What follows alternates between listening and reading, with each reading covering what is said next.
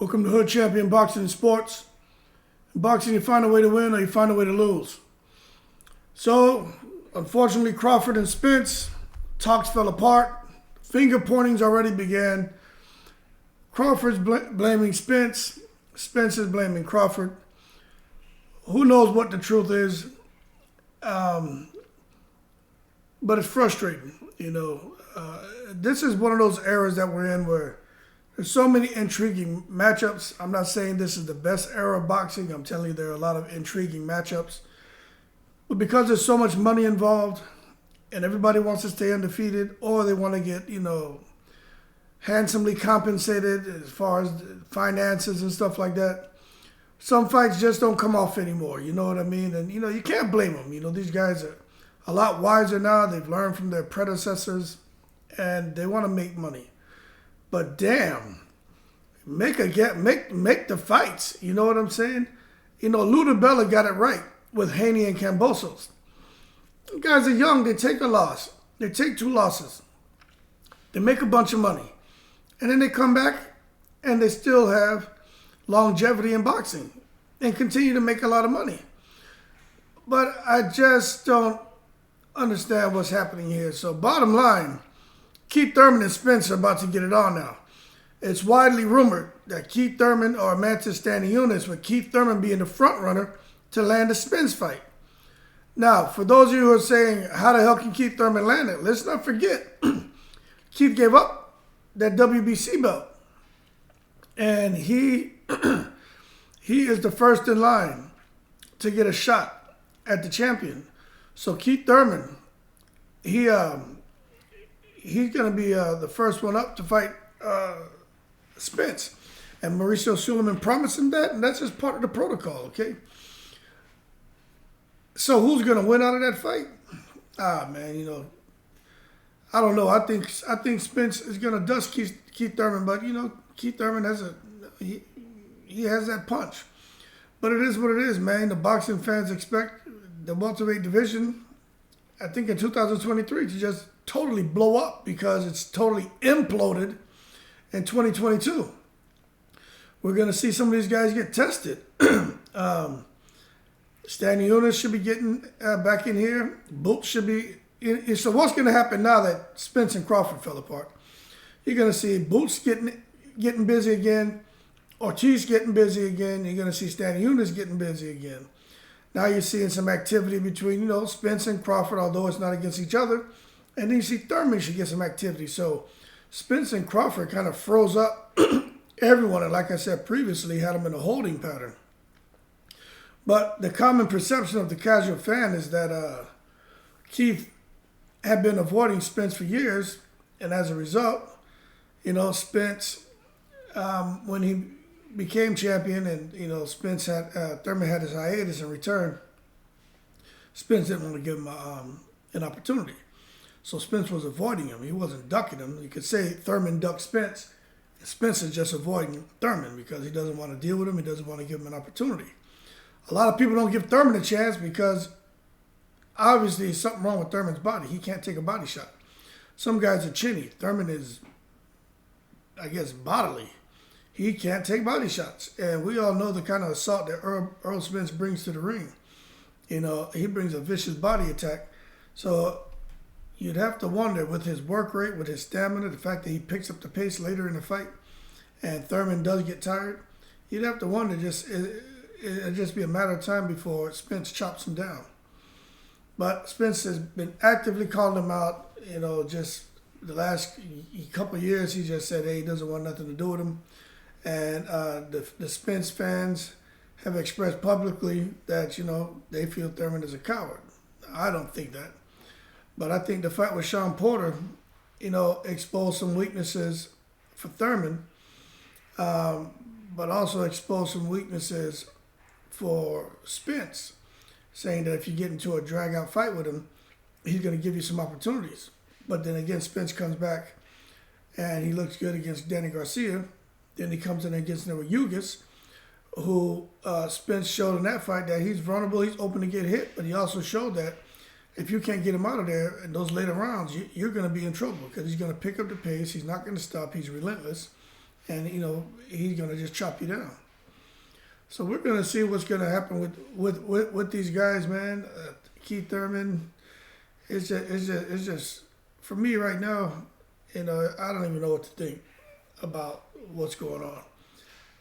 It's just horrible. But let's see what's his name.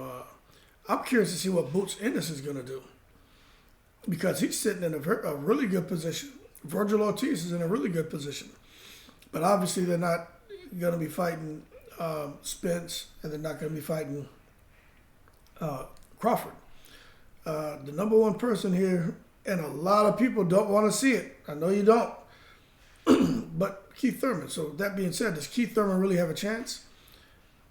Man, I give Keith Thurman a chance to get in there within the first 6 rounds and do something.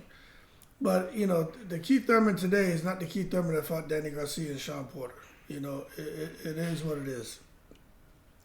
And to say Keith Thurman got exposed when he got in there with Barrios, getting exposed, fighting the Mexican Rocky, the Riverside Rocky, getting exposed by Collazo, I think there's some truth to that, And when if he gets in there with Keith Thurman, with Spence, he's gonna have to be smart, because I think the Texan's gonna get him out of there, man. I think it's just a matter of time. But when Earl's going down to the body, Keith Thurman can still counterpunch. Don't be surprised if somehow Keith Thurman comes and snatches up those 3 belts. I wouldn't be surprised. Anything can happen. This is boxing, right? When you got that kind of power, and Earl doesn't seem to have the best chin, he has a pretty good defense. His chin isn't part of his defense. You could say what you want. When Hughes clipped him in that fight, he dazed him. He hurt Earl a couple times. Earl just has a good way of masking that he's hurt. But Earl got hurt. So you can think what you want, say what you want. Errol Spence got hurt in those fights. But I don't know, man. When you don't have knockout power, you can't counterpunch. You don't really have the best speed. And you're kind of like an average Joe. Errol Spence is a nightmare. But stylistically, Keith Thurman being more of a boxer puncher, that could create some problems for Spence. Because who has Spence fought that was more like a boxer puncher? Okay, Terrence Crawford would have been a boxer puncher. What's his name? Porter was more or less just trying to fight him. Danny Garcia is more just coming in there fighting. He's not really a boxer puncher. But, we're talking about, what's his name? Mikey Garcia. But I don't recall Spence in the last couple of years really fighting someone who can move around, box and punch like Keith Thurman. The only other person who can do that and probably does it better, probably Crawford, and that's not happening right now. I don't know, but we'll see. I know that Errol Spence has gone on record and said he's not waiting to see what happened with Terrence Crawford and David Avancian. He's not waiting. Spence said he's about to get back in the mix. So expect a fight between Spence and whoever he picks. The front runner is Keith Thurman.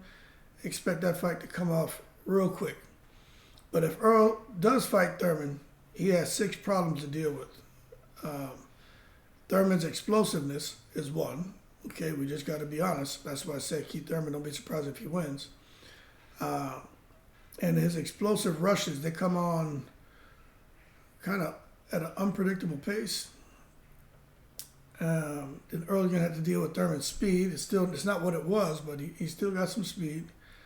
And then he's got, I think, Thurman's defense is pretty underrated. He has a pretty good defense, and he showed it against pretty much everyone that he's fought. He slowed, especially against Sean. But then again, depending on the style, so if we're comparing Thurman to like a Floyd and Spence to like a Maidana, we see what happens with those styles when you got the guy who comes in and puts that relentless pressure and throws shots from all angles. So you can see what Thurman could have some some trouble. But then again, Spence is not Maidana. He's more athletic and he's a better boxer. And even talking about what we saw in Sean Porter against Thurman and in comparing Sean Porter to Maidana, Spence is definitely a notch above both of them. So you would think that Spence would be able to be more effective. In addition, with Keith Thurman, he's not a stable target, which is what Spence needs. But Spence does a good job of closing the distance, cutting the ring off, and using his elbows. I keep saying this in video. He uses his elbows to hold people on the ropes. And when he does it, he just starts chopping you down. But Keith, he can move around the whole fight. He knows what Spence is going to bring to the ring. And I just think Keith Thurman is going to be able to, during training camp, to kind of mutate his style just in preparation for Errol Spence. Keith has the power to hurt any welterweight, probably a couple of weight classes above him. And I think what's going to help Keith Thurman in this fight is the uppercut. But with Errol Spence, everything he does is just spot on. But I just think him coming in and getting low and ducking that head down and trying to go to the body. And Keith Thurman is another guy who fights with his eyes. He's going to let those shots go. And that uppercut, that check hook, that right hand, and those are some hard shots. But we're gonna see. But the one thing about Keith Thurman, which is his weakness, is that damn breadbasket, that belly. And unfortunately for him, one of Errol Spence's strengths is being able to go to the body and get into that breadbasket. And that is why I think you're gonna see Thurman struggle, man. Struggle. He's even, I think Chris Algieri has a better abdominal resistance than Keith Thurman, man. But we'll see what happens, man. I don't think either one of these guys are invincible. I think this is a good match. I think Keith Thurman actually has a good chance to win. But at the end of the day, if I was a betting man, I'm putting my money on Spence. Thurman's just been inactive too much, but he's going to step up. He's going to be ready for this fight. I don't think he's going to have any excuses. So I think a knockout for Errol Spence after the 7th round. But early in the fight, where Keith Thurman has his energy, has his stamina, things could get pretty rough for Spence. We could get some exciting moments. But that being said, like and subscribe if you enjoyed the video. We'll see what's going to continue to develop as far as Errol Spence's next opponent. But do not be surprised if Keith Thurman slides his way in there, because he is the first up for a shot at the WBC title, because he voluntarily gave it up so that it can be defended. And it's only right that he gets a shot to try to win it back. That being said, keep cool. Shout out to all 7 continents. Appreciate the support. I'm in the breeze.